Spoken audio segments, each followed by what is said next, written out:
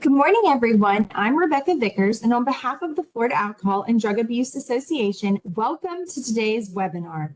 This webinar is being made available through a collaboration of the Florida Department of Children and Families, Office of Substance Abuse and Mental Health, and the Florida Alcohol and Drug Abuse Association. Please note that as an attendee, you are in listen-only mode and will only be able to view your name. If you have questions, please send them to the presenter and me, the host, by using the chat panel.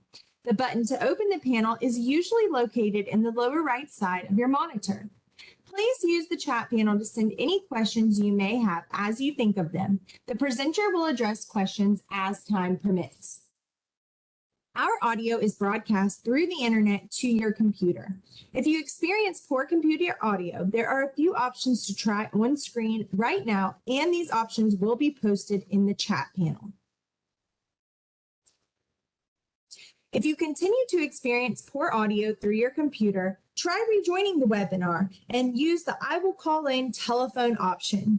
You must be connected to the audio of this presentation and view it on screen as well to receive a certificate of attendance.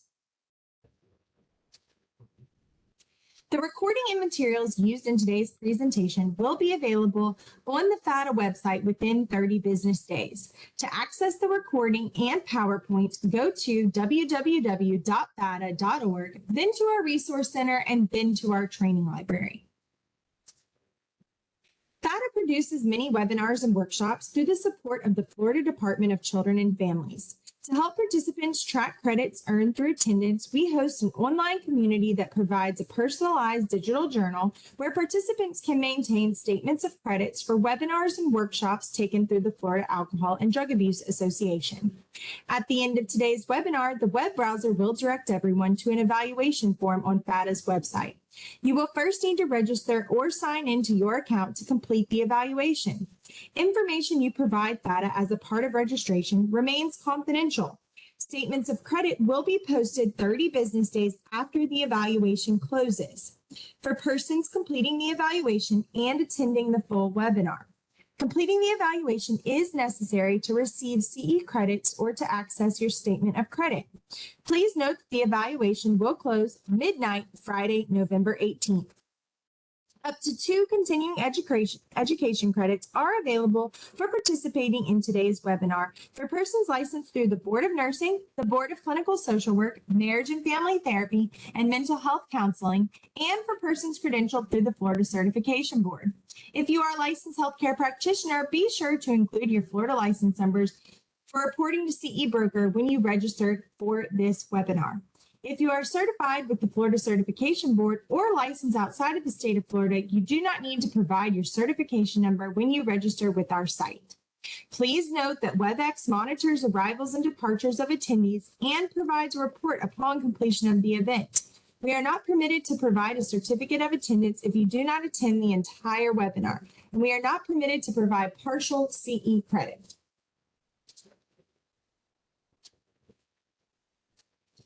Julie Radler has more than 25 years of extensive experience in human services and organizational development, including wraparound training, community building, strategic planning, the accreditation process, training for evidence-based practices, coaching, and providing technical assistance. And now I'd like to welcome our presenter, Julie. I will turn the presentation over to you. Good morning, everybody. Thank you, Becca, for the lovely introduction. And I'm really looking forward to spending the next couple of hours with everybody here today to talk about addressing diversity, equity, and inclusion within the behavioral health workforce. So let's go ahead and get started. Okay, and I can't change the slide. Julie, try and click on the slide itself and see if that will, there you go. Sorry, it was page up today. Okay, so I'd like to just kind of start off a little bit with, why we are here. So our objectives, our goals for the day are we're going to identify the need to address diversity, equity, inclusion in the workspace. We're going to articulate the need and values of a diverse, equitable, inclusive behavioral health workforce discuss strategies for implementing diversity, equity, inclusion in the workspace, and identify how to improve an organization's DEI initiative. So we're going to be very like theoretical in the beginning and then more practical towards the end. And I'll just start off a little bit. I know Becca just introduced me very briefly, but I want to tell you a little bit more about who I am and really why I'm here. So I am a licensed mental health counselor. I have my DRPH, which is a doctor in public health. And I've been in the behavioral health space for, 25 plus years. But then also, while I was getting my, and in the behavioral health space, I've always been somewhat frustrated with how, with all good intentions and people who have, lots of education and experience under their belts are still unable to achieve equitable outcomes. We're still working with people and not getting those outcomes that we're looking for. And that was really frustrating for me. So when I went back to school to get my DRPH, which is a doctor in public health, which is a strong emphasis on prevention, as well as inequities and disparities, I wanted to look into the behavioral health arena and try to figure out what's going on in this behavioral health world that continues to perpetuate these inequities. And one of the things that really became apparent is that the way of the system is designed really creates inequities, and we'll talk a little bit about that. But then also just this lack of awareness about how diversity, equity, and inclusion impacts client outcomes. So I've been doing a lot of research, I've conducted several research studies, and I've been doing a lot of training and technical assistance coaching in this space, in particular to focus on culture, implicit bias, and how we can change our practices within organizations and systems to create better outcomes for everybody. So that's really, my experiences both at the research level and then bringing it to practice within organizations to help individuals and organizations achieve the outcomes that we're looking for with the people that are really struggling with their behavioral health conditions. So what's our why? Why are we here? Well, because, in order to achieve equity, having a diverse behavioral health workforce is critical. What we find is there are many people in the behavioral health workforce, at the case management role that are, diverse. However, for everybody else, individuals really need to be comfortable to find that sense of trust and mutual understanding to create the relationships that we need both with clients as well as within the workspace that we all work every day. So it's always really helpful to start off with some definitions, this kind of common language, so we know what we're all saying the same thing, right? And so some of the things, the important definitions that we are going to spend the next couple of hours talking about are diversity, equity, inclusion, and then also disparities. And over the course of the next couple of hours, there's going to be some lecture. There has to be lecture, but as much as possible in a webinar format, we're going to try to make this more engaging. So there will be some videos that you can watch and respond to, as well as a couple of activities that I'm going to ask you guys to put information into the chat. I know that in a webinar format, it's really difficult to kind of connect, and so half the time we're doing 50 other things.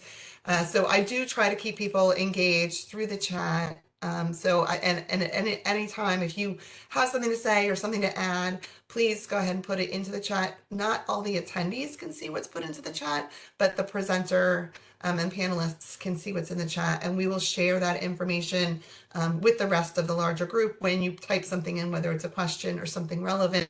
But we will not say Julie said blah, blah, blah. We'll just say, oh, here's a good question. So please feel comfortable that you can say whatever you want to say or however you want to say it, and it won't be attributed to you, as much as we just want the information to be shared for everybody to use this time to learn. So I invite questions and responses and comments. And Becca will help me kind of address those as we move along. So let's talk about diversity. So diversity is it's the similarities and the differences that really just define us as human beings. It's including, the characteristics as well as our background and our upbringing. And we look for diversity in order to make sure that we can meet the needs of everybody. Another definition that's really important for us to recognize is equity. And so technically, It's the state quality or ideal of being just, impartial, and fair. Organizations need to recognize that everybody's needs are at different levels and to support those and achieve those. And we're going to spend some time kind of unpacking equity so that people understand the difference between equality and equity, because sometimes that confuses the situation a little bit. Then we need to understand about inclusion, and it's really just giving everybody a voice, that everybody has the same opportunity to participate in a meaningful way. Everybody's voice matters and they're included in the process. And then finally, disparities. And what the research demonstrates is that the way that the current behavioral health system is designed does perpetuate disparities or inequities in outcomes and results. And so that's something we need to be paying attention to. And disparities really refers to how one group is systematically faring worse than another for reasons that are not due to, like that group's needs or their eligibility or their preferences. It's the way that the system and structures are designed that perpetuate the inequities, as opposed to I as a therapist or you as a client. It's just the system in general. And so that, I think, is something that is really helpful when you wrap your head around that nobody's saying you're doing something wrong per se, as much as, or our policies and our processes don't allow for everybody to get the same access and the same quality. And so we need to spend some time talking about that and examining that so that we can make changes that are meaningful. So let's just kind of slide into talking about diversity. And there's so many different dimensions of diversity. And you can see here on this slide that talks about, age and race, and right. And these kind of like internal, right? Your gender, your sexual orientation, and then the external, which are the things that, are not you as a person, but it's the way that you, your upbringing or your experience, right? So it's where you live or your income, your religion. It can be your appearance if you make changes to your appearance, right? It's your experiences and your marital status. And then you can see this diversity at the even larger level, which is the green level, which is focusing on, like your workspace and how diversity shows up in the workspace, which could be, if you work in a certain location or your level within the organization, if you're a leader, if you've been there for a long time and your history around that.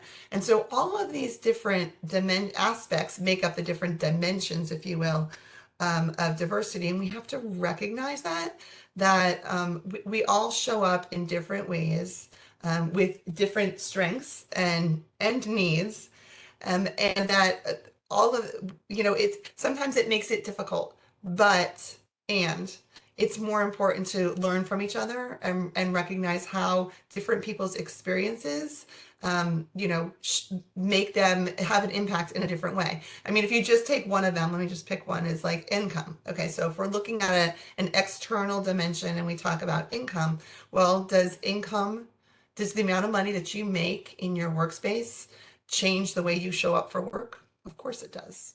And you could say, oh, well, money doesn't matter. Of course it does. If I don't feel like I'm being valued and I'm not making enough to pay my bills, then I might be looking for another job. If I have a higher level income, then I'm going to show up for work and be able to commit myself wholly to that job. So it makes a difference in every aspect, and we need to be aware of what's happening for each person and how this is impacting the work that they do every day in their workspace. So that's really talking about diversity. I would like for you, and this is kind of just like an internal, a moment for you to take an internal look at yourself and, what's happening in your world. And I'll ask you, if you're comfortable, to put your reflections into the chat. Again, I won't be attributing it to you, but I want you, just, if you can, for a moment, I want you to think about the people in your world. And I'm going to ask you a series of questions. And based on the question that I ask, I want you to think about, what is the diversity of the people in your world in that space? So for example, let's start with work. In your workspace, who are the people that you work with? Like, what do they look like? Are they male, female, black, white, Hispanic, other, right? What are the majority of the people? I know, and don't just think about the people in your workspace. Think about like when you go out for lunch or when you have a few minutes and you can't see the quotes, but behind the water cooler or around the water cooler, when you have some time to just be with your peeps at work, what do they look like? What do those people look like? Okay, just pay attention to that. The majority of them, not all of them, but like what is the overall majority? Now I want you to think about where you live in your neighborhood. When you look around your neighborhood or the neighbors that you spend the most time with, what do they look like? Who are those people? What's the diversity of those people? Now, I want you to think about your friend circle. And when you have time to go out for, you know, Friday evening or sometime over the weekends, where you get together with like your closest friends, what do they look like? Who are those people? What's the diversity in that network? Now, think about in your home, the last 3 people that came to your home. What did they look like? What was their makeup? Think about what you watch on television. What shows do you watch? And what's the majority of the people that you watch on TV? What's their diversity or their makeup? And then lastly, who do you pray with? If you do pray, what's the makeup of the majority of the people that you pray with? So now that you've had a chance to look at many different like domains in your life, tell me what did you notice about yourself?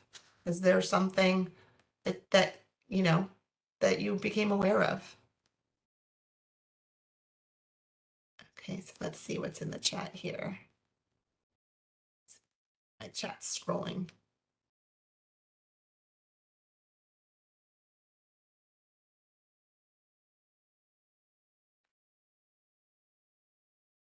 Okay. I'm seeing people say that a lot of them are the same. Um,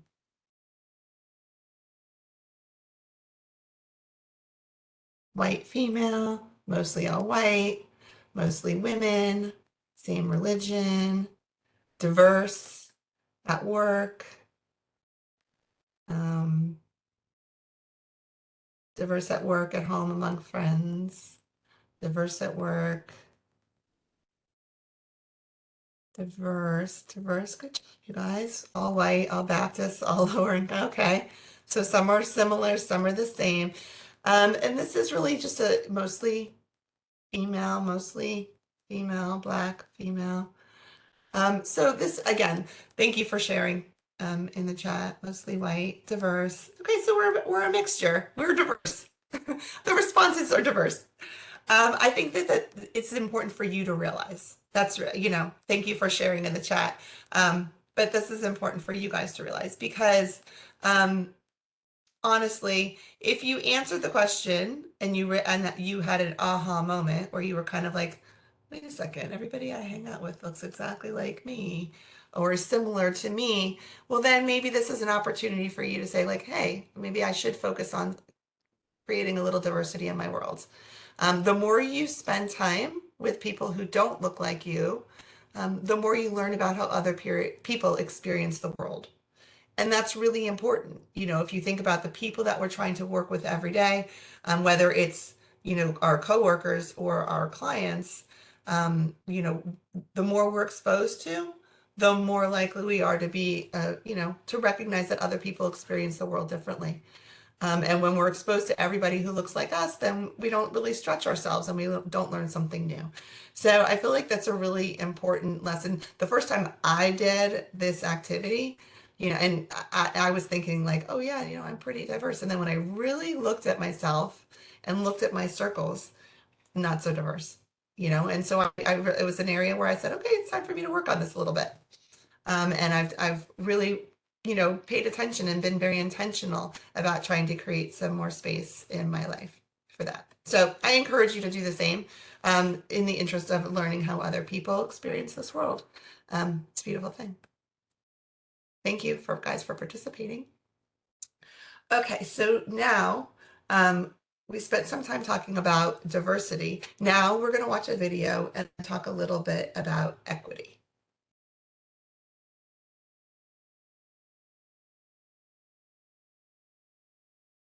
Okay.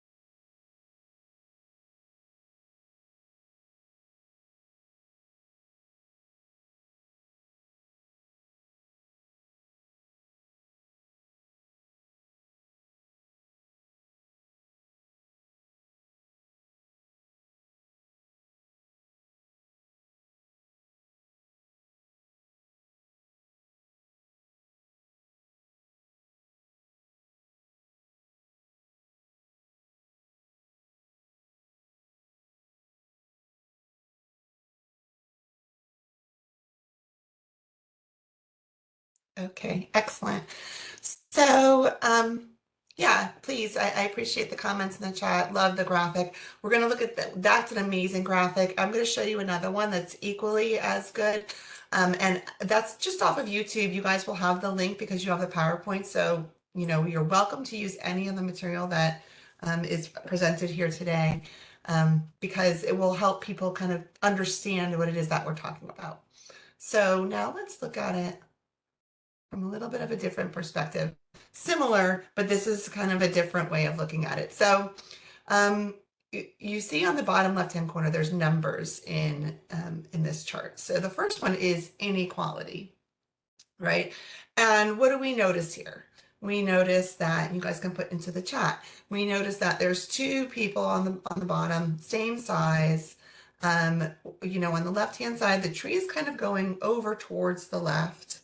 And then on the right-hand side, there's less fruit, and the tree is to achieve the fruit, you have to be like a little bit taller, right? So what this represents is, that there's unequal access to opportunities, right? Because if you're on the left side of the tree, you have a lot more chance for fruit, and it's a lot closer to you.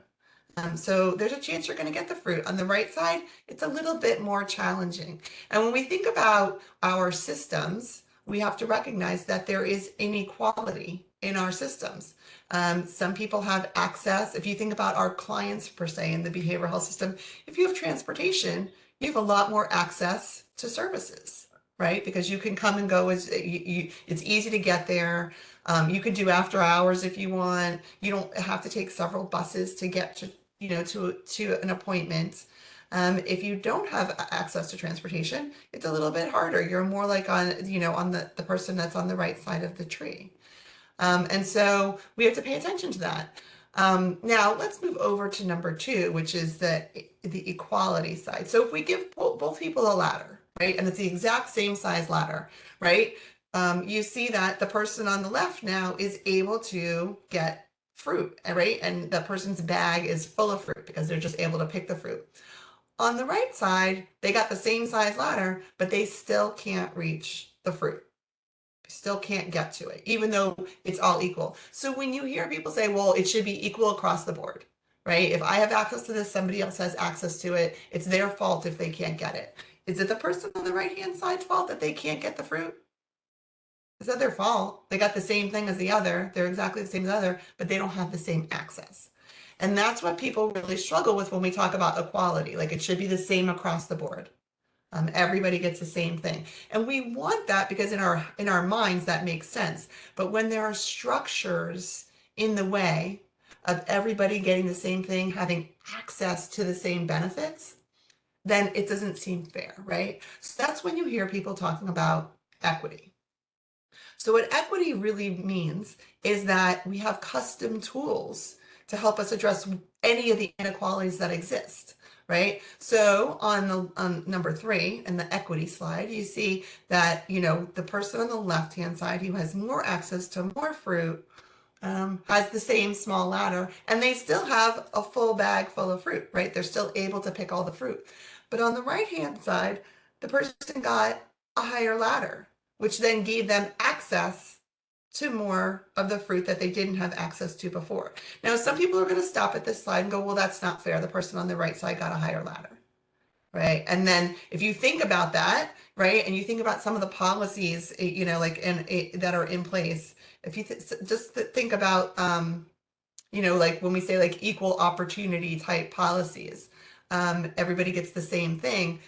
That doesn't mean everybody actually gets the same thing, because the structures that are in place are inhibiting people from getting equal access to things, right? And then in our perfect world, we have justice where everything has been fixed, the tree has been righted, so now it's equal, it's not leaning over to the left. You see the tree is healthier too. There's fruit all over the tree, not just on the left-hand side, which is before. And then once we get to that space, then, everybody can have the same size ladder, and equal access to everything, right? But what we can't do is say that we're going to have everybody should have equal access. Nobody gets a leg up if they need that leg up. It should just be, straight across the board. So if you want, you can take a moment to put something into the chat about how this kind of settles with you, or if there's something here that you think, is relevant to maybe your workspace or what you're experiencing. But this is a really it's a kind of an updated graphic, if you will, than the one with the access to the baseball field. So I see people are saying that they really like the graphic. It shows it very visually, and of course it is relevant, right? I think it's important to recognize, somebody wrote in the chat, justice takes work and effort. Absolutely, right? We had to right the wrong of the tree. We had to pay attention to making sure that the fruit is blooming everywhere.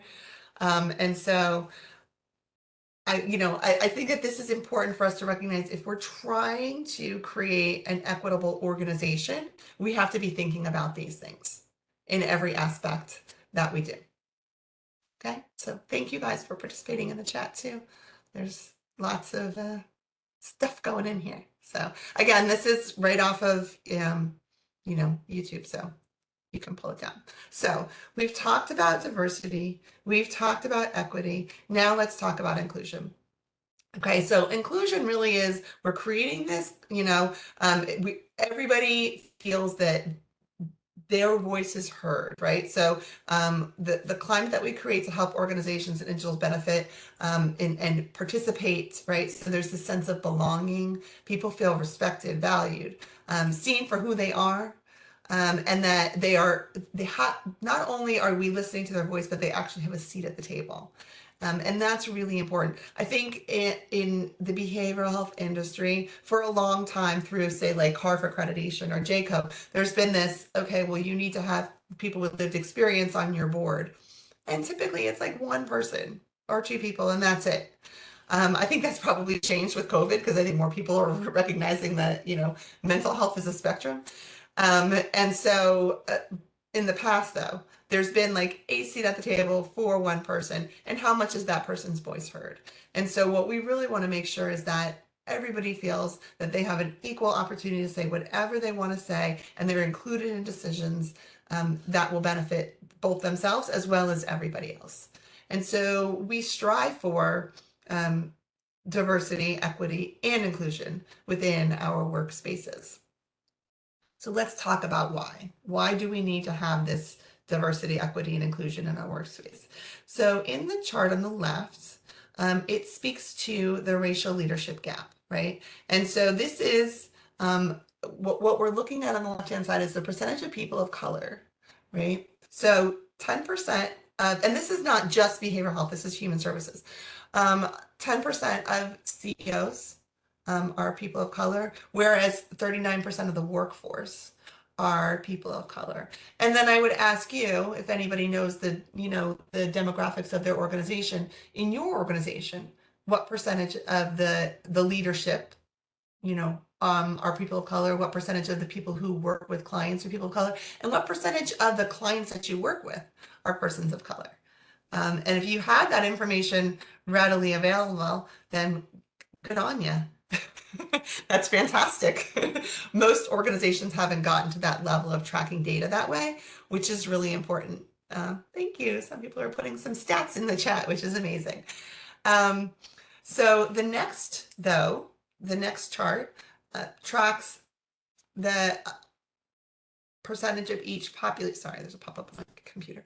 The percentage of each population that are interested in having a leadership role within their organization. And what you notice is that persons of color said that they were 50% of them were interested in becoming, in a leadership role, whereas white people, 40% of them did.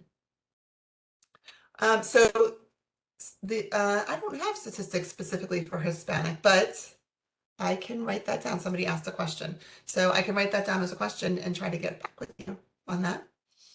But that's a really important question. Thank you. And then the last slide talks about education level. And this is really important because when we think about people in leadership role, they have to have For the majority, there's the expectation that there's a higher level of education. Um, and so when you look at persons of color, you see that 39% have a bachelor's degree, as opposed to comparing that to white is 42%. With a master's, it's 41, and that statistic's missing on the other side. If I was really good in math, I could do it for you. And then, but you see, it's more than 41.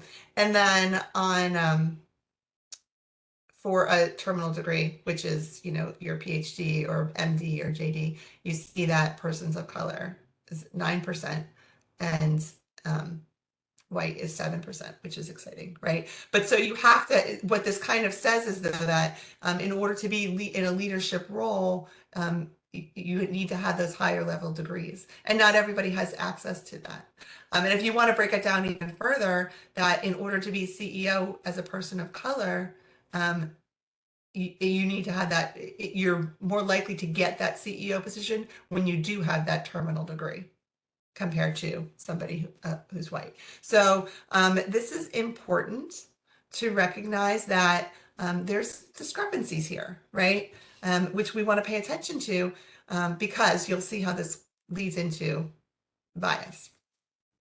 So people believe that workplace bias, there's evidence that workplace bias limits individual opportunity, but people's belief about bias is just as important as whether or not the bias actually exists, this perceived bias, if you will. So the pink here represents employees who perceive bias, other people, you know, either their supervisors or their peers are biased against them. And then the green, the blue represents employees who do not perceive that there's bias against them. And you can see the difference when you have that perceived bias, as opposed to somebody who does not believe that there's bias against them. You can see the difference in opportunities that are available, right? And so that's important for us to recognize. And we're going to learn a little bit about bias moving forward. So why do we care about this, right? You could say, well, that's somebody's perception. Well, let me tell you, first of all, perception there's some truth to all perceptions. And also that right now we're experiencing a workforce deficiency in the behavioral health arena. I'm sure you guys are well aware of that, with trying to hire people in so many vacant positions and whatnot. And part of that has to do with burnout and what we call quiet quitting. People who are just showing up to do the job but not really giving it their all. And so we want to understand these phenomena of burnout and quiet quitting so that we can reverse this and have employees who are passionate about their job and happy to be there and happy to make a difference in the world, as opposed to just showing up for a paycheck, or leaving because they got themselves completely burnt out. So let's learn a little bit about this. So 75% of people say that they are not people who have perceived bias, right? So from the previous slide, those pink people, 75% said that they're not proud to work for the company that they work for, and 33% felt alienated in the workspace. And those two things turn into burnout, right? Then 31% plan to leave in the next year or so, which then leads people in the industry we're going to have future turnover rates, which is already a huge challenge in the behavioral health industry. And then finally, and we don't ever want to get to this point, is when we're doing things that are not good for us or good for the organization, right? So 9% of people who have these perceived biases, they purposely do things that are not part of their job, or they don't follow through on something, or they don't turn something in, right? Just intentionally. And 5% have made negative comments on social media about their employer, which is never a good move, right? So when people have these perceived biases, it shows up in either, they don't enjoy their workspace, they plan on leaving in the future, or they do things to harm the organization, right? And so we don't want to get into these situations. And the way to resolve this and to get around this is to focus on building a diverse, equitable, and inclusive organization within your workspace so that everybody feels valued. So let's look at the numbers in our system, right? So this is specific to behavioral health. So in a recent survey from the National Center of Health Workforce Analysis, 48% of non-Hispanic Black Americans and 46% of Hispanic Americans experience adverse behavioral health symptoms due to COVID. And this number is significantly higher than white counterparts. So then when we look at the numbers of people in the field, right? So 3% of psychologists and counselors are non-Hispanic Black, 7% Hispanic, 83% are white. So you see that people who are struggling, that the demographics don't match with the people who are able to provide support. That's a challenge, right? And these are for people in the workforce, right? However, in a 2021 study, 100% of Black and Brown participants reported that they would prefer to work with somebody who looks like them and speaks their language. So that's a challenge when you think about what's happening in our industry, is we can't meet the needs, first of all, of our clients, but secondly, within the staff, we can't meet our needs. Right. And that's a challenge. So we need to be, have a more diverse workforce and create a more equitable workforce and make sure that we're inclusive in every aspect of what we do. So what do we do about this? Right? I think the first thing is we have to learn a little bit about it and be aware of it, right? We can start with something called cultural competence. And this is like the language of years and years and years ago, talking about culture in terms of cultural competence, right? Which is really, the capacity to effectively and equitably navigate and interact across cultures, right? And so it's not the end all be all, but it's a start. Is to just be aware of different cultures and how different people show up based on their culture. So it's both at the individual as well as the organizational level. We're looking at, it's not a checklist, right? So it's not like, okay, I did this, check, I did this, check. It's more about, understanding other people's perspectives because of the culture that they come from. So then let's just answer these questions, right? Is knowing about culture or a specific culture, is that enough? Just being competent about a culture, is that enough? Probably not, right? If I don't do anything about it, I'm aware that this person feels that they haven't been treated properly, but I don't do anything about it, probably not enough. Can you ever know everything about a specific culture? Right? Again, no, because different people's experiences with different, aspects of their culture are totally different, right? And are all people in the same culture exactly alike? Absolutely not. I could be from Colombia and my friend next door could be from Colombia, and that does not mean that we celebrate holidays the same, or, we might eat some of the same foods, but my favorite food is probably different than hers, right? And so this notion of cultural competence is that we've achieved something, right? We are competent. It's faulty because we can never be fully competent. There's always more to learn.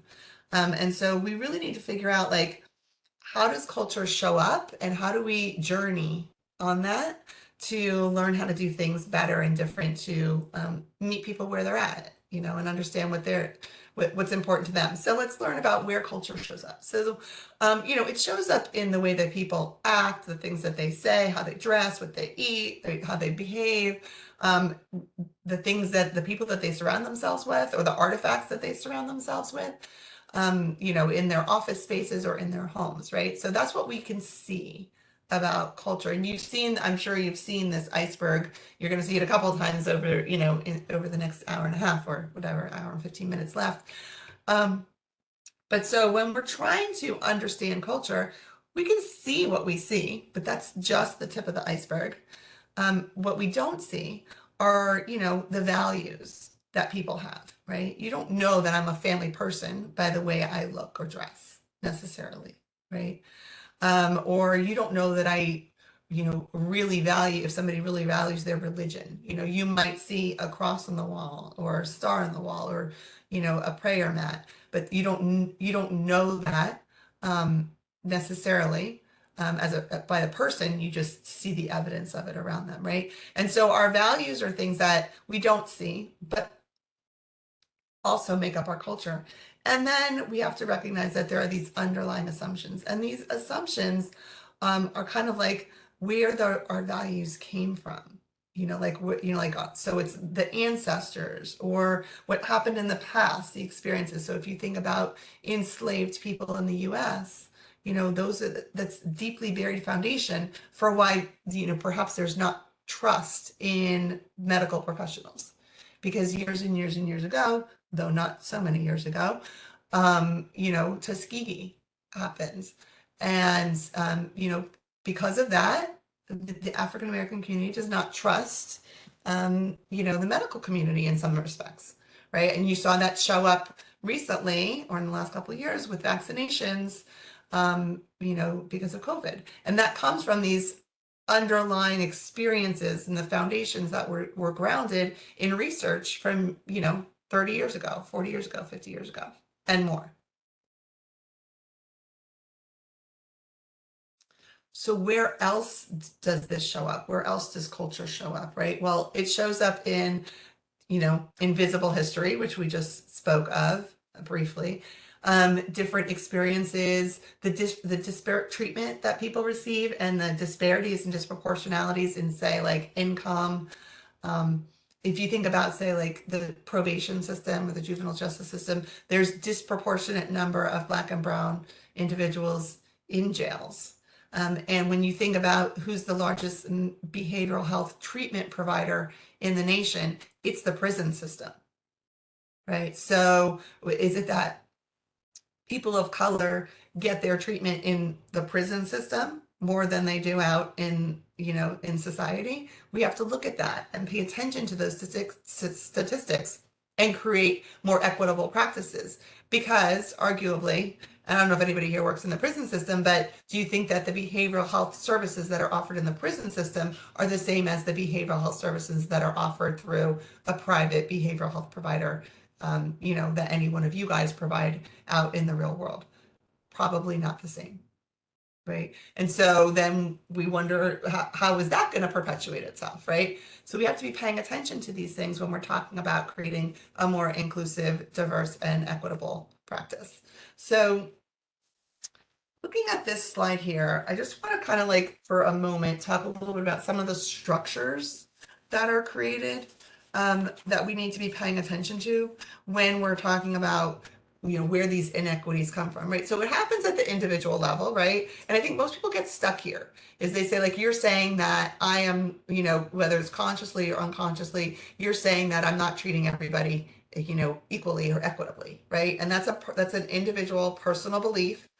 And people get stuck here and get offended when we talk about this stuff. And that's just one aspect of this, this whole spectrum, if you will. Then there's this interpersonal aspect of these inequities, and that's what happens between people, right? So there's my own personal self, then there's my interactions with others that can also create challenges, right?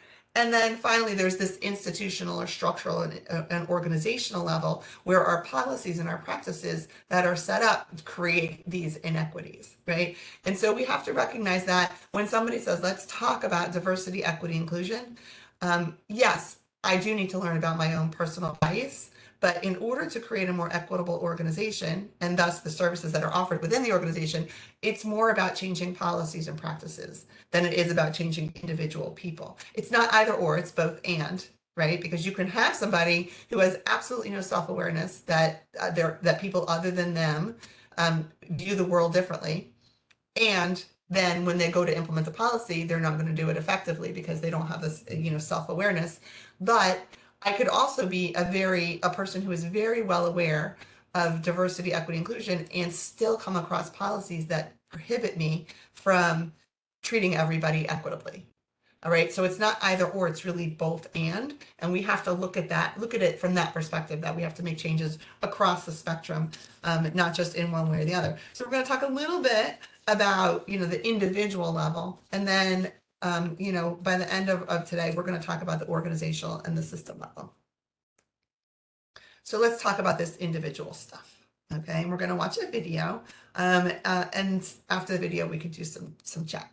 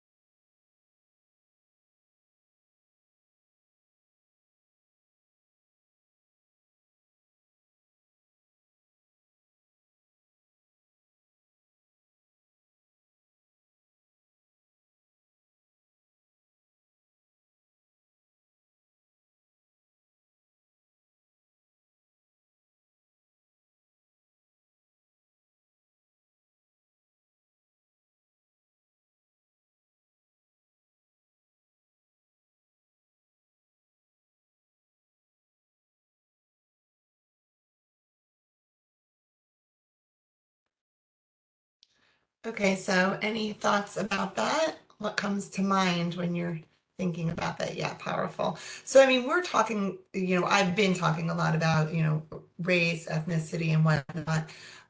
It's important to recognize that we're talking about all different aspects, right? So, people with disabilities and ableism. I remember years and years ago when I was hiring somebody who was in a wheelchair, and the job was for an in-home counseling position, right?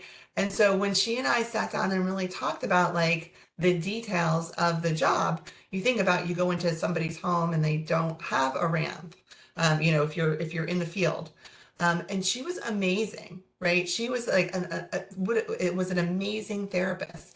And it really, we really had to like rack our brains to figure out how do we make this work, because she had so much spunk and spirit, and in reality, the fact that she was in a wheelchair was a big barrier for her to do the job that she was, interviewing for, right? And so how do we create inclusive environments for that? How do we make sure that she has a voice at the table and that she has the same opportunities that everybody else has? Just because she was in a wheelchair doesn't mean that she wasn't going to be an amazing therapist. And so we have to think about this from so many different just directions, and always be trying to think like, okay, so what do we do to get ahead of this next challenge, or how do we make it, equitable, and so that everybody has a chance. And it's a lot, it's hard, right? But it starts with the recognition that that's important to do, right? I could have just very easily been like, well, I'm sorry, you're just not the right person for the job because you're in a wheelchair and you won't be able to be out in the community, right? That could have been a solution, not a good one, but that could have been a solution, right? But so trying to figure out how do we tackle this together to make sure that everybody's needs get met, that's what we have to strive to do every day, even though it's hard, right? It's not the easy solution, oftentimes. I'm getting some questions. So what did you do? Um, well, she and I talked openly about it. And this was way before telehealth, because somebody's putting in telehealth. We created a position where she could work in the office. It wasn't available when she was interviewing, but we made it work, because she actually was the one who said she didn't think she could be out in the community the way she wanted to, even though that's the work she wanted to do. And then eventually, we ended up partnering with. It was so long ago. I want to say it was either YMCA or Boys and Girls Club, and she was the therapist that was going into that environment. So we got her out of the office, which is what she really wanted. She didn't want to be in an office space anyway, and that worked out perfectly. But it took some some work to get to that point, and partnership to figure out what she needed and what we needed, and we figured it all out, right? But it would have been very easy for me to just say, I'm sorry, you're not the right person for the job. But that's not what we did. We were able to come up with a better solution. Okay, so just like this, this iceberg here, right? There's only a fraction of what we can see, but there's so much more that we need to be paying attention to that we're not even aware of. And like our own stuff just shows up when we least expect it, even when we're not even paying attention to it, it still shows up. And so this implicit bias is a huge piece to, how do we make the changes that need to be made, right? So implicit bias, there are things that, we don't even think about. They just naturally have happened. They often are what we've been taught from when we were very, very young, from the people around us. Um, and they may or may not even align with who we are at this point, but it's just been, kind of like in our brains. And we all have them. We have good bias, we have not so good bias, right? But we all have bias. We can even have bias about ourselves. I can have a bias that, like, well, as a woman, I'm never going to make the salary as a man.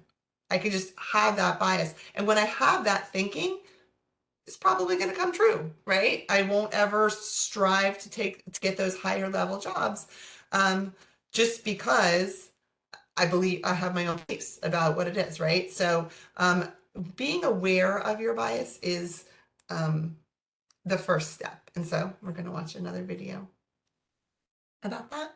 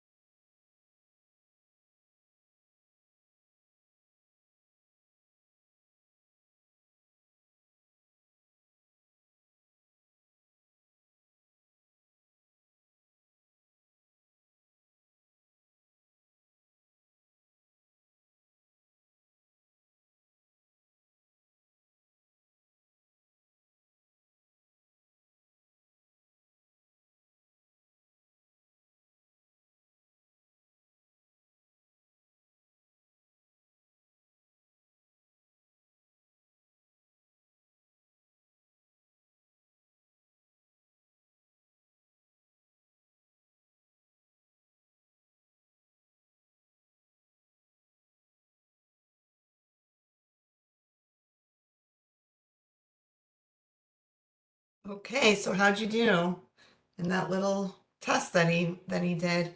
Where'd your minds go? How'd you fare? Um, yeah, I fell right into the bias, except for the powerful. There were a couple of them. I was like, women, women. But for the most part, I just, it just, my first impression was right there. And that's what we do, right? And again, this is not, it's not like, oh, I'm a bad person because of this. It's awareness. Because once you're aware of it, then you can go, oh no, a woman can do any of those things, right? So I want to share with you a link, and Becca, I think, either has it in the chat already or is going to put it in the chat. This is the Harvard implicit bias test that he was speaking of. And so it's the Harvard Implicit Associations test, and I strongly encourage you to just take some time to do it, because you'll learn something about yourself. And you don't have to take the tests are like the very broad range. You can take a test about like gun violence, how you feel about guns, or how you feel about people in the Midwest, or how you feel about race, or how you feel about weight, or anything, right? So I would say, take a couple minutes. The longest part of these tests is you have to register for it because it's ongoing research. So just filling out the first part of it takes probably more time than the actual test. It's really kind of cool because it's just like you just push buttons quickly without even thinking. And then at the end, it tells you like, yes, this is true, or no, this is not true. So it's kind of fun. I strongly encourage you to do it. I did it with my kids and we sat down together and just chose tests for each other and then talked about what we realized. And it was super quick and a great way to become self-aware about what the biases that you are. And so then once you know you have a bias, then you have to figure out what to do about it, which is our work, right? That's the work that we have to do. And Julie, I Um, don't have a link to that, but they can click on it within the PowerPoint. okay, yeah, I'm just gonna say it's here on the PowerPoint. You could also just Google Harvard implicit bias test and it's gonna pop up for you because it's pretty common link. Um, Somebody said other tests after the presentation. No, this is just for, oh, maybe that's for you, Becca. Other tests after the presentation. So I just strongly encourage you to do that. Check it out and see what happens and see how you fare because it's kind of fun. Okay, so now let's talk a little bit about when we have these bias and we don't realize them, and then what comes out of our mouths without even realizing that there's some kind of a bias there or it's showing up. And you might have heard the term, microaggressions. These are examples of microaggressions. When we think that we're saying something, just positive, but really it lands on somebody in a different way. And you say, well, how am I supposed to know that it was going to land on that person in a different way? Well, say the same thing to yourself and see how it feels. If somebody said to you, wow, you're really articulate. Of course I'm articulate. Why wouldn't I be articulate? You know? Or, if you just look at somebody and say something about the way, their appearance, whether it's the color of their skin or the shape of their eyes or whatever, and how does that, land on people? And so the problem with microaggressions is that it's perhaps with all good intentions, but the way that people, experience it, then they're frustrated or upset or disappointed. I usually show a cute video, but I can't show too many videos because we wouldn't have enough time. But it's, a guy talking to a woman who is Asian, and he says, oh, my people like your food. And she's like, what are you talking about? And it was just like, oh, I love Chinese food. And she's like, I'm not Chinese, right? And it's just this like ignorance that people have when he was probably trying to say something really nice, but the way that it came across and the way that it landed. And so we have to be really careful about this because in the workspace, these comments and these types of comments create a lot of, like anxiety and stress, which is the exact opposite, right? And remember before, I mean, when somebody says, oh, I like your food, or, you're very articulate, think back to several slides ago when we were talking about when people experience bias in the workplace, what does it do to them? Right? So it makes them want to leave. It makes them want to do bad things for the organization, right? It makes them not want to work hard. So we have to make sure that we are operating and functioning within an organization that doesn't do that, right? Okay. Let's see.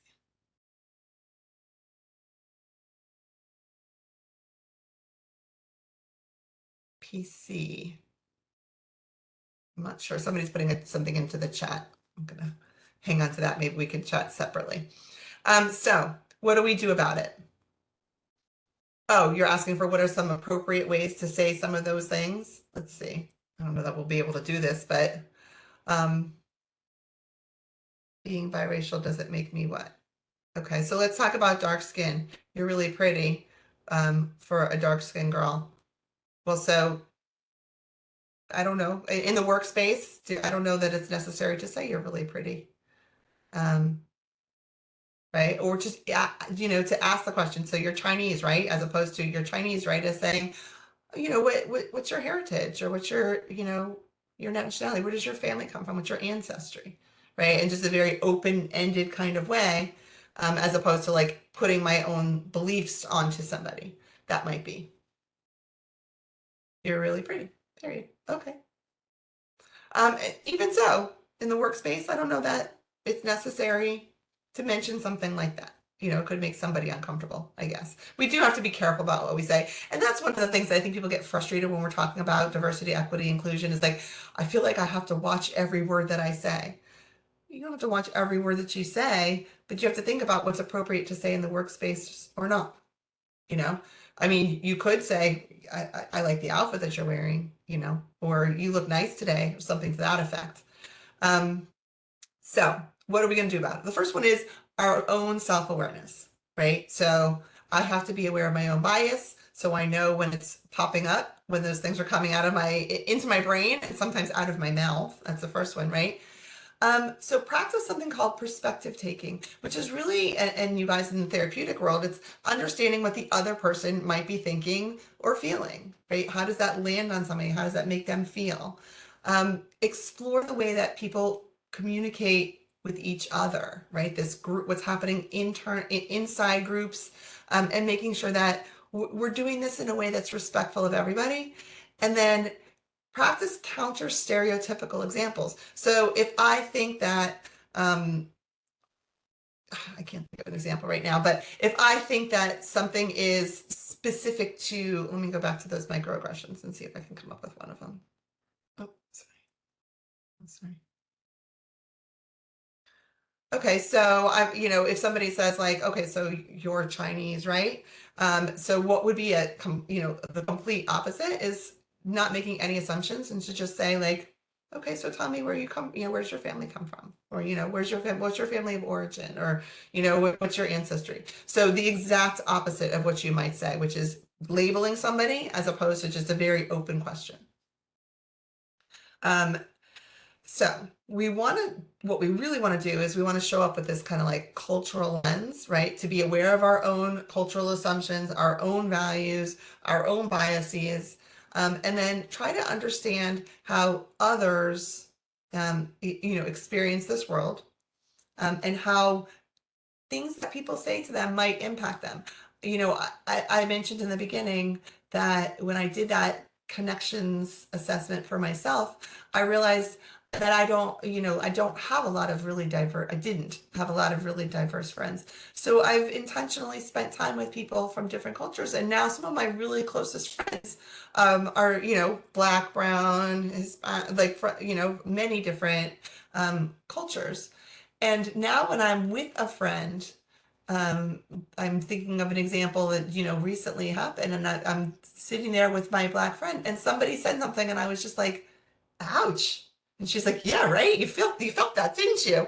And I know I would never would have felt that before, but it's because I spend so much time with her and I understand where she's coming from that now I'm able to understand her experience.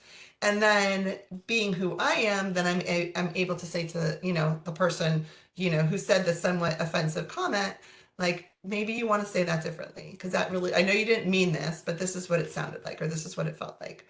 And I think that that's really important is, to kind of like stand up for people who maybe can't. So let me see, this looks like an interesting comment. One phrase I've heard a lot surrounding special needs communities, especially those with autism, has been to find your tribe, which is cultural appropriation from Indigenous people. That's so interesting that you say that. I actually did a podcast years ago, and somebody asked me a question about like, what's like, if you could have dinner with anybody in the world, who would it be? And my response to that was, I would have dinner with my people, with my tribe. Like I don't want to meet with some fancy person. I want to sit around the table with the people who I know and love. And then afterwards, I was beating myself up about it. And I was like, am I not supposed to say my tribe? Like, am I not allowed to say that? So I do have some friends who are Indigenous. And I called one of them and I was like, okay, tell me, did I totally mess up? Like, I'm so struggling with this. And she was like, oh, please, you're being a little hard on yourself. Don't be so critical of yourself. If you're using it in the way that you meant, and you're talking about the people that you love the most, well, that would be your tribe, the people that you love the most. And so I thought that was interesting, but I too was kind of like, I didn't know if I could cross the line. And then, of course, because it was recorded, I was like, oh my gosh, it's going to be haunting me for the rest of my life. But so I think that's a good point, though, is we want to be respectful, and we don't want to like appropriate take other people's cultures and use them in a kitschy way. So I was pleased that she acknowledged that, like I was speaking about it in such a positive way that it was kind of okay. But yes, we need to be careful about that. So thank you so much for pointing that out. And we want to practice what's called cultural humility. And cultural humility really just means that we are recognizing that I don't have it right now. I don't know everything. And I'm on this journey of learning. And some days I'm going to get it right, and some days I'm going to get it wrong. And when I get it wrong, that's just another opportunity to learn. And so we just want to do our very best to show up in a way where we're honoring people and being respectful and learning about their customs and their values. And in my house, we celebrate Christmas, we celebrate Hanukkah. My kids are very interested. They have a lot of friends that celebrate Kwanzaa, so we started celebrating Kwanzaa. And then I have a very good friend who's Muslim, so we celebrate Eid. Like it's a great November, December is really Diwali. It's all a fun time. But we learn about all the different cultures just because why not? It's something interesting and different. And of course, my children love all the gifts and celebrations. So there's that too. So let's talk about the organizational level, right? We've spent some time talking about this at the individual level. Let's talk about how we do this within our organizations, which is tricky because we have people from all different walks of life within our organizations, and we have to figure out how do we meet everybody's needs in the best way possible. And for some organizations, you feel like, well, if we just don't talk about it at all, then we're not going to upset anybody. We're not going to upset the apple cart. But in reality, that's not true. Because if something's very important to somebody and you don't even acknowledge it, then they don't feel that they belong and they're included within the organization. So you have to figure out, how do we make it inclusive for everybody so that everybody feels they have a voice at the table. So this is what we can do, right? And these are some questions just to think about right now. Put it into the chat. Think about your own organization, and are there aspects, or what aspects of your organization work to create inequities? What are things that your organization does that make things not equitable? Not, that different people have different advantages. What are the power dynamics at play within your organization? And there's, we work within systems where there's hierarchies. But look at those hierarchies, right? So there's a supervisor. Well, look at that supervisor, and are all the supervisors of a certain race, gender, ethnicity, or all of the line staff or the case managers or therapists of a certain, look at those dynamics, and how does that play a part in what we do? Whose voices are at the table when important decisions are being made? What does that table look like, right? Whose voices are not there is also equally important. Is there a particular lens through which most of the policies, procedures, practices are experienced or determined? For example, say we're talking about people showing up late for appointments. Is there like if you show up 30 minutes after appointment, you can't be seen? Well, if you think about it, if you don't have your own transportation, how easy is it to guarantee that you're going to get to an appointment right on time? And if we're working at a, community mental health center, and somebody, takes, public transportation for an hour or an hour and a half to get somewhere, and they end up being late because of that same public transportation, the policies, do they still apply? And who wrote that policy? Probably somebody who had their own transportation. And so how does that impact the outcomes of the people that we're serving? as well as the outcomes, the people at the front desk who have to turn that person away, or the therapists that have to turn that person away. Right. So there's a lot that we need to take into consideration when a lot of the policies that are in place, like a 3 strikes and you're out, so 3 no-shows and I'm going to close your case is a common policy that we probably need to take a look at, like, because culturally, some cultures, they don't, it takes a minute for them to embrace somebody coming into their home, especially when that person who's coming into their home is a mandatory reporter and they could potentially lose their children because that person sees something that they shouldn't see, And so we have to look at this and see, how is it inhibiting the connection between the people that we work with, and how does it impact staff that we're trying to support. And then the last one is, who benefits from the way things are done? And that's a really loaded question, because all these questions are kind of loaded, but that one's really loaded because if you think about the systems in which we work, remember I showed you the stats before, the majority of people that work within those systems get paid from those systems. So when we have clients that are unsuccessful, technically that allows us to continue having our job, because more people are going to keep coming back to us. So it keeps our jobs going, right? It keeps our industry going, in some would say. And so it's important to pay attention to that. How do, I think people think it all the time is, I'm doing my best job when people no longer need therapy and therapists couldn't go out of business. But in reality, does everybody want to not have a job? No, so it's not intentional, but we continue to perpetuate the systems that we operate within. And all of that needs to go into play when you're doing things like, creating an equitable organization. So let's talk about how we could do this. So this work is from an organization called Equity in the Center, which is a great organization that looks at how do we create equitable spaces within human services. And there's all these different, they call them levers. And you see these kind of like spokes around the wheel, or the gears.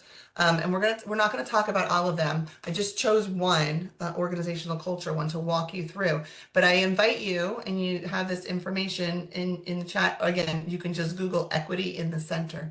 And it will give you the information that you need in order to use these materials, which are great. And, and I'm always available. If people have questions, you can contact me, and I'm happy to share this information or support your organization making changes to create a more diverse, equitable organization. But so let me just walk you through this right now. So these are the levers that I was speaking to, right?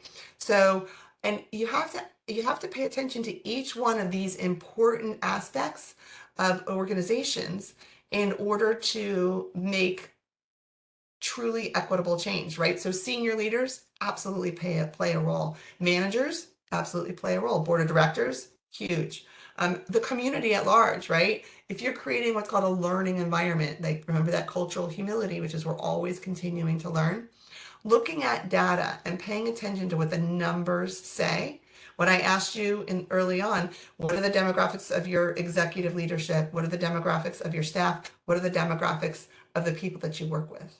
If you don't have that data, then you're not paying attention to diversity, equity, inclusion within your organization. And you need to get to a space where we can do that, right? And then organizational culture, which is another aspect. So we're going to walk through the organizational culture lever, just so you get a sense of this, right? So we're looking at this from several different perspectives, from the personal beliefs and behaviors, from the policies and the processes, and then from the data, right? Because those are 3 important aspects of each, of making change. So if somebody is working in an organization where they are, just starting to pay attention to this stuff, so I'm like, I just woke up. I'm like, let me see what's going on here. Let me pay attention to this. So at the personal level, we want to be aware that a white dominated workspace culture exists, and expects people to continue those practices. Like, we just want to become aware of that. Those are some of those policies that I was just talking about, right? And from the policy and procedure perspective, we're going to share the organization's commitment to DEI as part of, even say, like, our ongoing onboarding process for new So that you would have policies, and during orientation, you would be talking about how we're paying attention to DEI within our organization, right? That's an organization that's aware of this, right? They're awake. With data, we might be, trying to increase diverse staff representation. Instead of only focusing on retention, right? So if somebody leaves, we would be paying attention to what is the data of the people that we work with, how many staff match those demographics. Do we need to bring in more people that look like the clients that we're working with, or can meet the needs of the clients that we're working with, right? So we're paying attention to data and making decisions based on that data, right? Now, if we are working, if we're woke, right? So we're beyond the, oh, I just am now becoming aware of this, and now I'm doing this on a pretty regular basis, right? But I'm still kind of new into it, but I'm doing it on a regular basis. So when it comes to, kind of like my personal beliefs and behaviors, so I'm compelled to talk about things that happen within the organization, or maybe even something that happens outside of the organization with staff, to make sure that people understand that everybody needs to be aware and paying attention to and supporting people who are struggling, or people that are underserved, or people that are persons of color, or people that have disabilities, or whatever happens. So like an example of this might be think about back to George Floyd, the day after or 2 days after George Floyd's murder. Like, were organizations talking about this in their workspace and trying to support people who are struggling over it, or were they not because they were uncomfortable with it, right? If you're an organization that's woke, you're talking about it, even though it is uncomfortable, and you're being supportive of people. And so you're more than just aware, you're doing some of the work, right? So at this level of organizational change, your policies and procedures, you expect participation in race equity work across all levels of the organization. So it's not just like you have a committee and you call it a day. It's you have a DEI committee, and that committee has representation in every aspect of your organization. And those people then are providing support and training for people all across the organization in this space. Right. And it's also in every aspect of your organization. So it's in data, it's in, quality assurance, it's in training, it's in finance. You're paying attention to it in every respect. And then the data, as an organization that's at this woke level, you have long-term, strategic plans and measurable goals to create an equitable organization, and you're aware of the changes that need to happen, and you're tracking it, and you're circling back to your plan, and you're saying, yes, we're doing this. No, we're not. This is what we need to do moving forward. You're paying attention to it. Okay. So that's an organization that's woke, using this equity in the center framework. Now, an organization that's doing the work, like they've been doing it for a long time, and it's just remember, you never achieve cultural competence, so you're just continuing to do it on a regular basis, right? So at the personal level, you would be fostering a positive environment where people feel free that they can talk about race-related concerns about policies, programs, without any negative consequences or risking, getting in trouble or being a troublemaker. It's just part of your everyday conversation. I've worked in organizations where they feel so comfortable talking about this stuff that they'll call each other on it. It's like, wow, that seems like you probably should have done that a different way. How else could we do it? And just move forward. And there's no attention paid to the person that brought it to the committee's attention. When it comes to policies and procedures, that there's accountability across all efforts to support equity, period, across the board, right? And then data is you're continuing to assess this achievement for, inclusion in everything. And you do that through regular surveys, or through focus groups, or through conversations, but you're just always collecting data about, are we moving forward? Are we moving forward? What's next? How do we keep this moving? Right. So just to kind of like show you an example of from like real life organizations. So at the awake level, right? the organization is called Year Up, right? And so they established a DEI team to set a vision and define positions, language, and curriculum to achieve that. And so what did Year Up do? They created a design team comprised of cross-sectional staff that was diverse in terms of race and function. And the team met regularly for deep dives and learning more about DEI. And then they would bring that information back to their organization. For an organization that's at the woke level of this organizational culture lever, they would be, creating employee resource groups that look at staff positions and talk about their experiences and actions and how the organization can support them better. And so the organization Year Up, they held conversations with senior leadership to create clear definitions for diversity and inclusion prior to even writing a diversity statement. So I would ask you, does your organization have a diversity statement? A diversity, equity, inclusion statement, which is something that you would strive for. If you are, an organization that's embracing DEI, you would have, an equity statement. And then the last aspect is when you're just doing the work, right? And so the example here is Annie Casey Foundation, which they are a huge proponent of diversity, equity, inclusion. They have a whole system called Race Forward, which is awesome. And I would strongly encourage you guys to look at that if you have a minute. And so, Annie Casey, they define the work as race equity, as well as the organizations need to understand and embrace it. That they have a mission and everything they do is like focused, grounded in DEI. There's a clear and explicit connection between equity work and their overall outcomes. Like everything they do relates back to equity. Now, not everybody is in that space, but certainly, thought leaders like Annie Casey, they would be.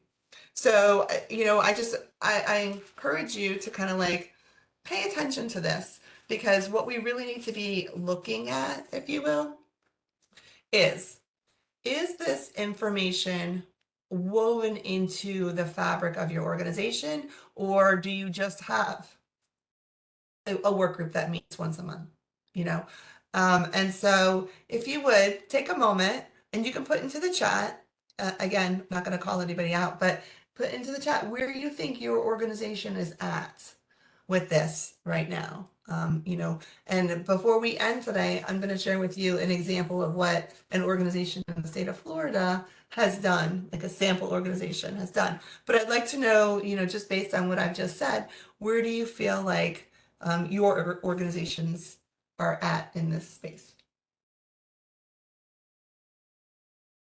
I'll play a little music. People are typing. So I think some organizations, some people feel that their organizations are just starting out, which is a little intimidating to see, that there's a lot of work to do. I would like to just, awaken some and woken others. Always a lot of work to be done. It seems a little intimidating with you're working in an organization and they've not yet like fully embraced this, to think like, well, gosh, well, how do we even get started? And so I'm going to share with you a tool that's really useful to kind of help you get started, which is what this, webinar is really all about. Is like, okay, how do we move the needle on this stuff? How do we at least, take a step in the right direction? And so there's some work to be done in organizations, right? There's a lot. I keep seeing I see the word complex, and it is complex, because you never know what what you're gonna. I feel like a landmine sometimes. You don't know what you're gonna step into, but having that opportunity to be like open and honest about it is a great way to like begin the conversation. So when we're looking to do this work, we want to make sure that all the work that we're doing is intentional, it's integrated, and it's institutionalized. And by institutionalized, we mean like in policies and procedures. And so it's an ongoing process. And then when we look at readiness, you know, and we, you know, we kind of talk about it in terms of, you know, like awake, woke, and work. And here it's, you know, awareness, your attitude, and your actions. These are the competencies, right? So I could be aware of something, but if I'm not going to change anything about it, it's not going to create lasting change or sustainable change. And that's what we're looking for, right? Is that sustainable change. Um, yeah, it's interesting. So some people are saying things like, you know, the organizations in Florida are like clueless about this. Well, yeah, I think organizations everywhere are clueless about it, and some in Florida are as well. Um, so it's something we need to pay attention to it because we can all grow, especially considering Florida is as diverse as it is. We need to be taking steps in that direction. Um, so, so I want to share with you something called the SMART tool, which stands for Self-Assessment for Modification of Anti-Racism Tools. And again, this is not specific to, this tool is specific to racism, but you can use a tool in any respect. It's going to tell you the same thing, right? Because if you're looking for demographic data, you want to be looking, you know, inclusively. So you're going to be looking for, you know, people with disabilities, people who are Black, who are Hispanic, you know, people who male, female. You want to pay attention to all of those different, you know, and I'm just using demographics because it's so concrete that people understand it, but there are a lot more nuances. So those of you guys, I mean, this is a FADA webinar, so some of you are probably familiar or should be familiar with co-occurring or dual diagnosis. And so Ken Minkoff is, you know, the one of the masters of co-occurring, but he's also involved in this process, which so the tools closely aligns with our familiarity with COMPAS and co-occurring conditions and how to look for, you know, co-occurring organizations and assess for co-occurring organizations. And so I'm going to kind of walk you through the tool just a little bit as an example of something that you can do. And I think Becca put this website into the chat already, which is the website where you can go to watch a webinar about this tool and then gain access to the tool. So the SMART assessment is a tool that's used to look at different domains within an organization and assess for diversity, equity, inclusion. Okay, and it looks at these different domains. So one is the hiring, recruitment, retention, and promotion. Another is clinical care provided in the behavioral health space. Another is the workplace culture. Another is community advocacy. And then the last domain is population health outcomes and evaluation. And so what this tool does is you look at each of these different domains and then assess where your organization is currently at. And then as a committee, you revisit, right? So we're going to just look at the first domain, which is hiring, recruitment, retention, and promotion. And I'm going to like walk you through and kind of give you a little bit of a deeper dive about the tool so that you get a sense of how you could use this tool within your organization. So when you're looking at each domain, you would be doing this as kind of like a group conversation for self-assessment. So you would put together a diverse group of people who are going to look at every aspect of your organization, and they would be paying attention to this. You would have people from different levels within the organization, so it's not just all leadership. You would have diversity in the room, male, female, Black, white, older, younger, however, you know, however you represent within your organization. And the tool is meant to be kind of like this like catalyst for a broader conversation on all inequities, not just specific to racism. You score the tool together. So everybody has to agree. There has to be consensus on the tool and the way that you're answering the questions on the tool. So it's not just one person, like the person from HR saying, oh yeah, well, no, we absolutely do this. Everybody has to look at the policies and look at the process and decide together, yes, we do this or no, we don't. And And then from the assessment tool, you generate an action plan for, for improvement. So and then you're going to reassess it, every 6 months, 12 months, however long you decide. It's a pretty open process because it's an internal assessment, it's a self-assessment. So on this domain, we're looking at different aspects, including who gets promoted. Are there opportunities for mentorship and career development within the organization? How is recruitment done?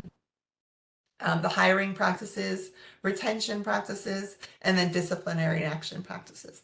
And you would look at both policies as well as look at the data and the numbers, like who are the people who are being put on disciplinary action? What is the makeup of those people? What is the age of those people? What department do those people work in?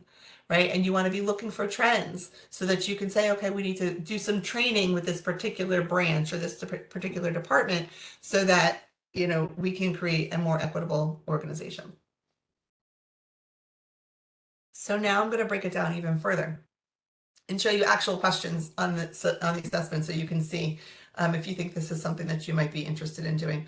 I will tell you that the tool is currently being piloted, and if you go to the link in the chat, you can learn more about it and get connected to become a pilot organization if you're interested. And I can help you do that too. So you can contact me and I can connect you with the developers to help you get connected.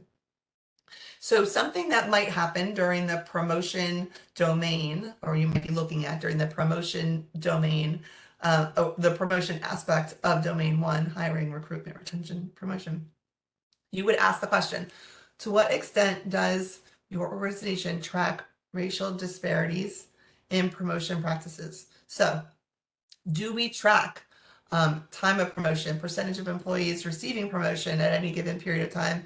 And to what extent do you ensure that any disparities were addressed? So if you don't even track it, well, there you go. That's your action plan. We have to start tracking this because we want to find out, are more young white people being promoted? Are more young Black people being promoted? Are more males being promoted? Are more females being promoted? We want to be paying attention to it. And if we're not even tracking the data, then how can we know? Right? So this tool kind of helps you pinpoint what you need to be doing differently so that you can be paying attention to this so that you can then make changes if changes are needed, right? And then the questions that you have and all the answers are pretty much the same. You said we don't track it. We've not addressed it. We do track it a little bit. We track it pretty well. We track it consistently. We've identified disparities and we're working towards it. And then we are on top of it, right? And at this point, there are no disparities that exist. And so if you haven't begun to do the work, this is an excellent tool to help you get started. And so I strongly encourage you to, either share the information with somebody within your organization, or if you are the person, then, connect with me, or I can connect you with them, or you can connect with them and try to, practice it. I actually have copies of the tool if somebody needs it, so you can contact me and I can share it with you as well. So that's for promotion. Let's look at another one in domain 4, which is community advocacy. Okay, so in this domain, we're paying attention to law enforcement and criminal justice, the school to prison pipeline, child protective services, housing insecurity, and elder care. And this is important because in our system, many of the things that we do is interact with other systems, right?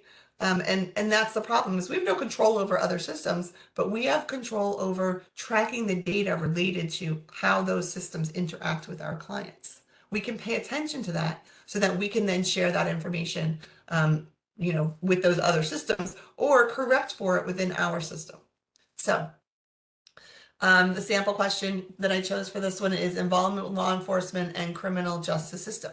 To what extent does your organization work in partnership with law enforcement and local criminal justice systems to eliminate potential race disparities in arrest, incarceration, diversion of people of color who have mental health and or substance use conditions? So we would want to know, of the people that you work with, what percentage of them are involved in systems? What's their the demographics, their diversity, and then how do we work with that system to make it more equitable?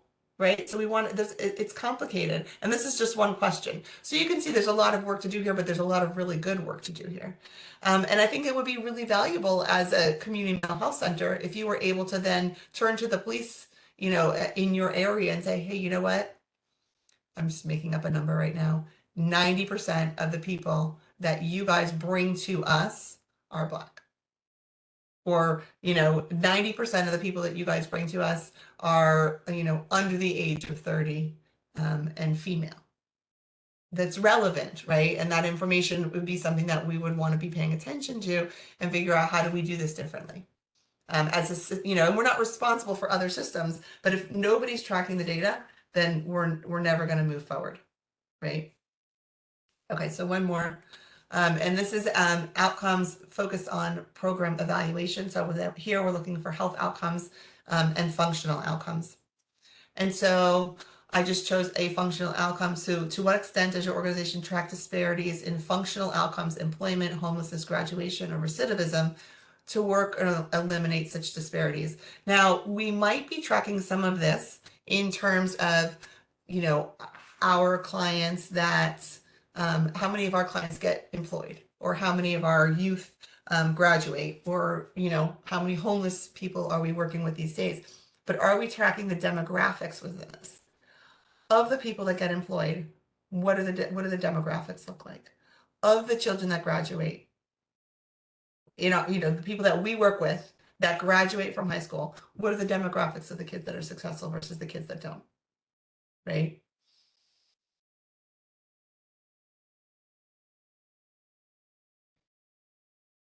Does the data also show the overall demographic data? I'm not sure what that question means. Somebody just put a question into the chat asking about the data and the overall demographic data. I think you can get overall demographic data from your systems, like say, your county tracks overall demographic data. And then you would compare it to your data and the people that you work with. I think I answered your question properly. And so the purpose for this particular one is if we say that we want to help people achieve outcomes and our systems show that, white individuals are achieving those outcomes better than Black individuals, we've got some work to do, and we have to figure out why and correct for it. Remember the picture with the apple tree. Why are white clients in our services able to get more apples than Black clients? And we have to figure that out. That's how we create equitable services, right? And it's a lot of work, but it's really important, because otherwise we'll never get to equity, right? We'll always have those disparate outcomes.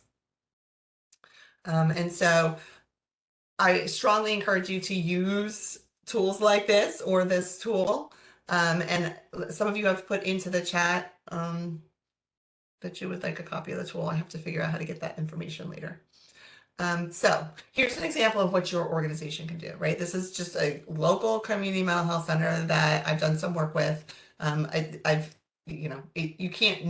don't know who it is at this point, right? So the information is anonymous, but I'm giving you an example of what an organization does. So this organization, a couple of years ago, they wanted to address diversity, equity, inclusion. They had not addressed it previously in a meaningful way. And so this was the beginning, and this was after George Floyd, okay? So they announced the creation of a team and the organization's position around diversity, equity, inclusion, racial and social justice.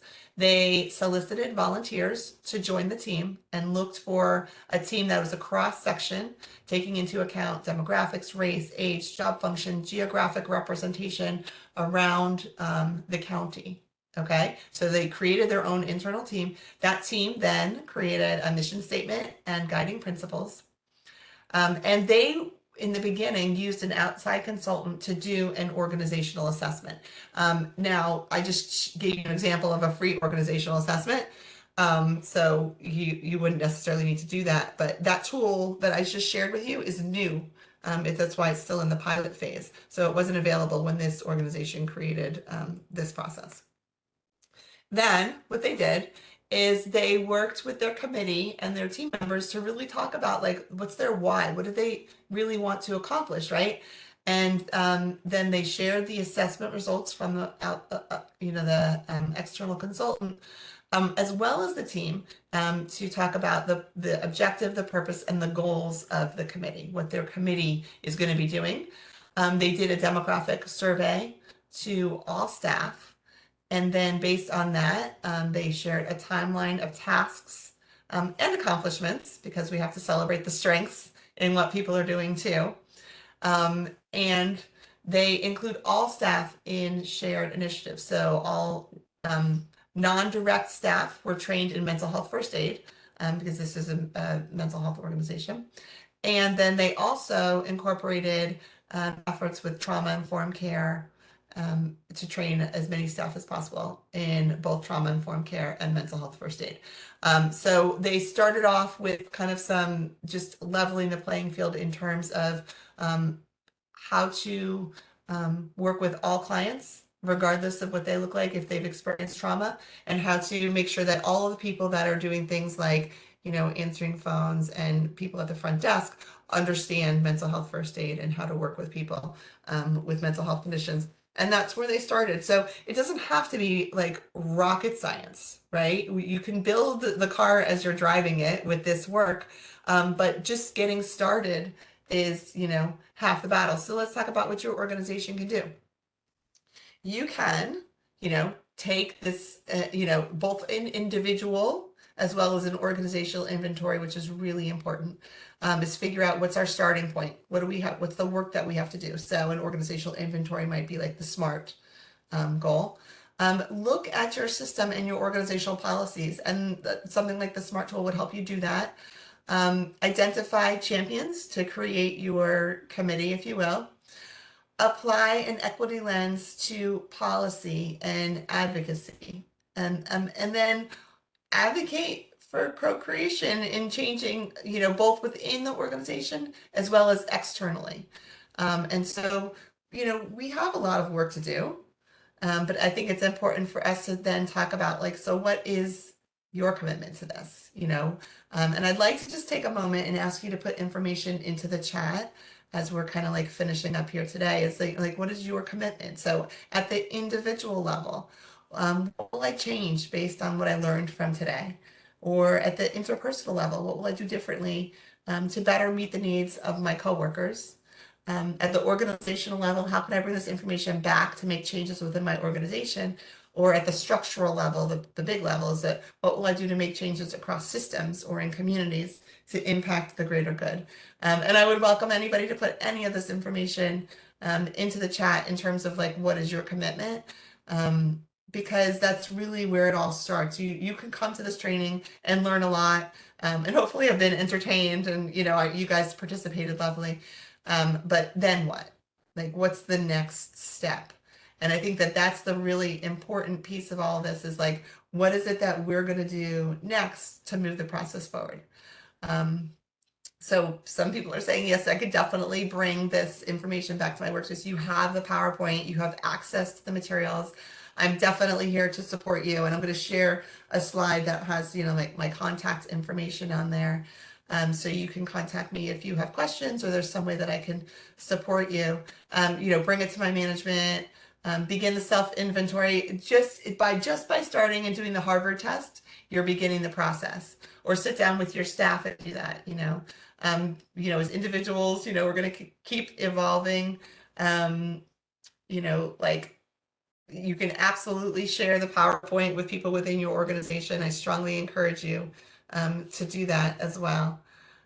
So these are references, and so you have a PowerPoint, you have all of this information, and everything that you can, you can take this information and share it with the powers that be within your organizations, if you guys on the call are not those powers that be, if you will. And then here's my contact information. I love this. I'm committed to change my perception and how I view others, and share this information with my coworkers. That's a beautiful commitment. Thank you for sharing that. I will ask you, as somebody else said, I'll continue what I started 20 years ago, speaking up, even though I've been labeled as too liberal and not fitting in how Florida operates. Yes, sadly, that is true. When we speak up, you have to be brave. But as long as you ground your information in what is best for the clients and in data, that's all we can do, right? Um, yes, and it does take a collective effort, right? Absolutely. So I'm going to ask you if you would if you liked this training, go out and talk about it. I'll probably post something on LinkedIn because that's where my social media person spends most of our time. And I would, ask you to go on LinkedIn and say that, this was helpful and start the buzz around, talking about this and being open about it. Yeah, just start with the bias activity is the best thing that you can do, for sure. And I'll just leave you with this as, be bold, be brave, and be kind. And I really appreciate you guys taking the time to be here today. And I hope that this was helpful for you. Well, thank you so much, Julie. All of Julie's contact information is posted for you to be able to see. And also, Julie, I hope you can see in the chat that you're getting a lot of high praises. And thank you so much for all the work and time and effort you put into this great training for our to be able to enjoy. And a couple of items of business to note before we conclude today's webinar. In the chat panel, you will see a link to today's evaluation. Additionally, when I close today's webinar, your browser will take you to an evaluation on FATA's website. If you want to receive CE credits or statement of credit for this event, you must complete the evaluation.